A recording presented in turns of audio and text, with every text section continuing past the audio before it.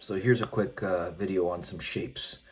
And this does pertain to the caged system. In fact, this is exactly what this video is about. So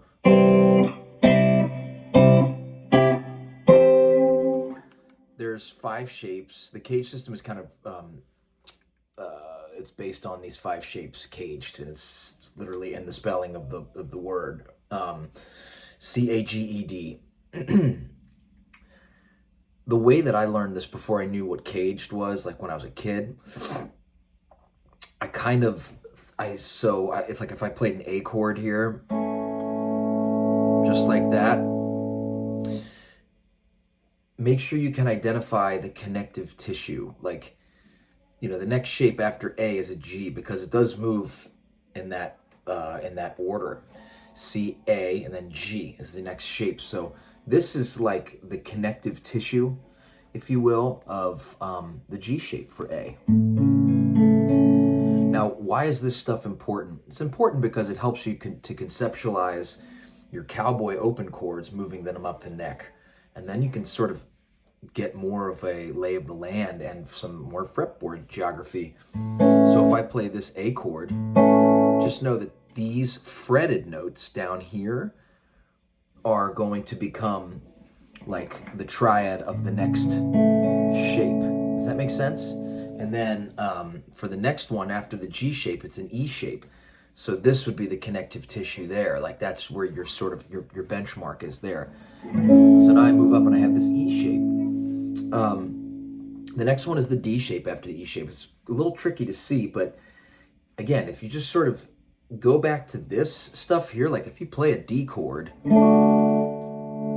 just know that what's included in that chord is not just these 3 fretted notes, this A, this D, and this F sharp, but also this D on the 4th string. And actually, quite frankly, this A is also a friendly in the chord. It's the 5. So if you're going, right, that's all part of the chord. All fair game there. Sometimes we play this chord too, right? Or maybe like, might play it like that. D over F sharp, right? Well, all that's doing is taking this F sharp on the high end, on the 1st string, and moving it down in the bass. And that creates a nice, very different feel for the chord.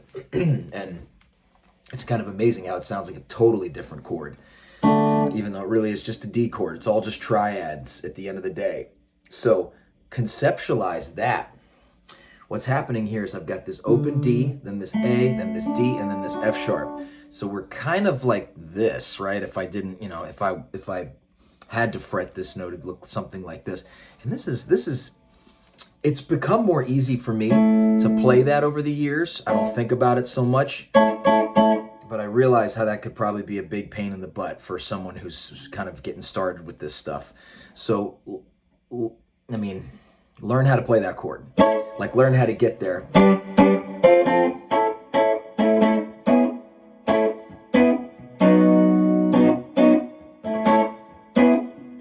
It's very, like, Who sounding, right?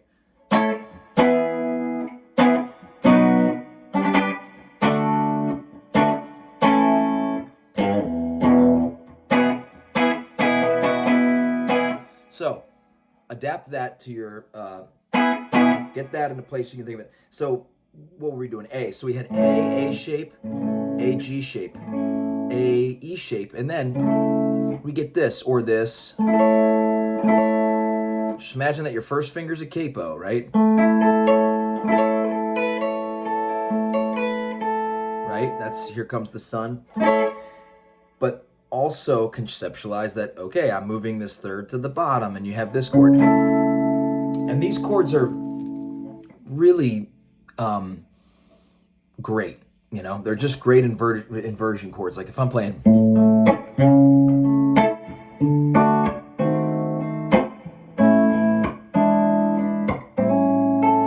it's A with C sharp in the bass, right? You play it all the time.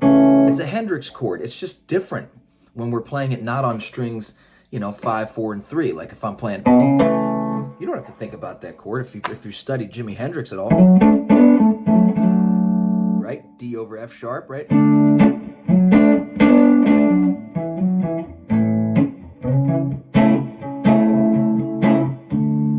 just start to conceptualize that this chord here is no different than doing this, you know? Or that'd be the real way to do it with the 5 and the 1 and the bass there. But this is, oh, by the way, you can always, you can flat this note and then you get the minor. And that's really nice too when you can do that stuff.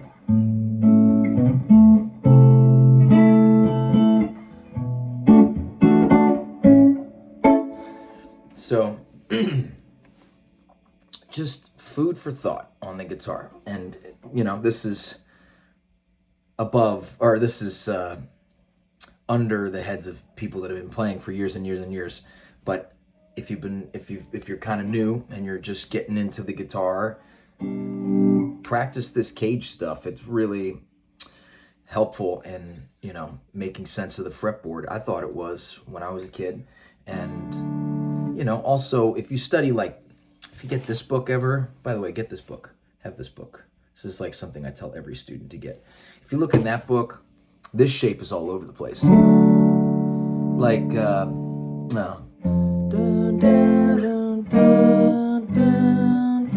right? Something. It's like the nicest way to play an E flat, because there really isn't any other cowboy chord shape unless you do this. You could do that too. Again, you got to get comfortable with it, just like you got to get comfortable with this, though. That's what it's all about. It's just getting those chords as comfortable as this chord, or this chord, or this chord, or this chord, or this chord, or this chord, right? So C, A, G, E, D, and then the minor counterparts of those. And then that's a very good foundation for getting a little bit more fretboard awareness and whatnot. So take it or leave it. That's my little my spiel here this morning, or this afternoon, I should say. Take care. Bye.